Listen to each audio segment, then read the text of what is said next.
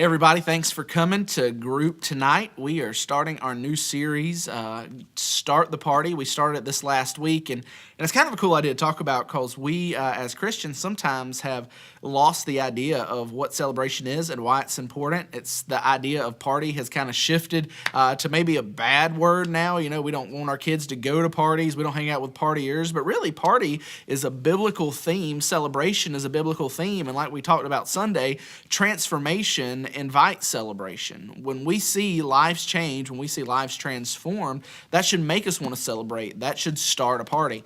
And we looked at the chapter of the ones, the lost ones, the lost sheep, the lost coin, the lost son, and how they all got found, how they all came back home, returned to their owner, and how there was a party. God is a God of celebration, and God enjoys celebrating when the lost get found. And so this week we really, though, focused in on the idea that it's worth celebrating that God is a God on mission, that God is actively in the world seeking to reconcile and redeem the world for himself. And I don't know about you, but to me that's an extremely comforting thought because God hasn't just left us alone in the world to do his work on his behalf, but God is already active in the world in places that we haven't even stepped foot yet. God is in our everyday lives going ahead of us, before us, preparing us for what he would call us to do. And I think that's worth celebrating, that God's not just using us as servants to do his bidding for him, but he's right there beside us. He is active in this idea of redemption, in this idea of reconciliation. And I thought for our time together tonight, we would look at a passage that really highlights this fact out of 2 Corinthians. And in 2 Corinthians, Paul's talking about this idea of reconciliation. And this is what he says, starting in chapter 5, verse 18. He says, "Everything is from God, who has reconciled us to himself through Christ and given us the ministry of reconciliation.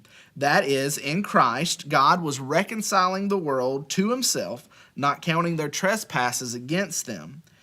And he has committed the message of reconciliation to us. Therefore, we are ambassadors for Christ. Since God is making his appeal through us, we plead on Christ's behalf, be reconciled to God. He made the one who did not know sin to be sin for us, so that in him we might become the righteousness of God."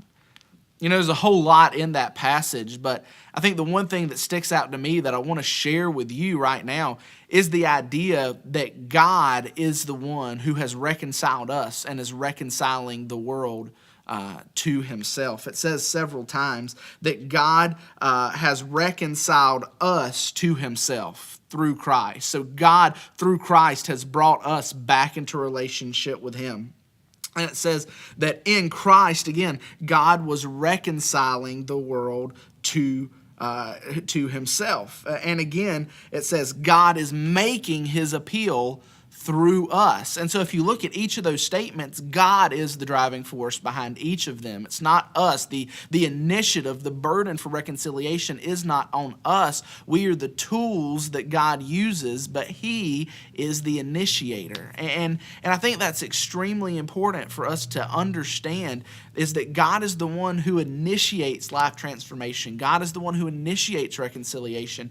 God is the one who is redeeming this world, and he has chosen us to partner with him in that task. And we're going to talk more about that as the series goes on. But tonight I thought it would be really important for us just to take a few minutes to sit back and to think about that idea that God is a God actively on mission, reconciling the world to himself. And that's something to celebrate, because all other religions of the world, God has other beings, other creatures, maybe even humans, to do his bidding for them to do his bidding through them. But God is not just giving it to us and letting us go. He is right there beside us, working with us, redeeming a lost and dying world. And so what we're going to do is leave you a couple of discussion questions for you to talk more about this, and maybe even take some time tonight to celebrate together a God who has reconciled the world to himself and is doing that even right now.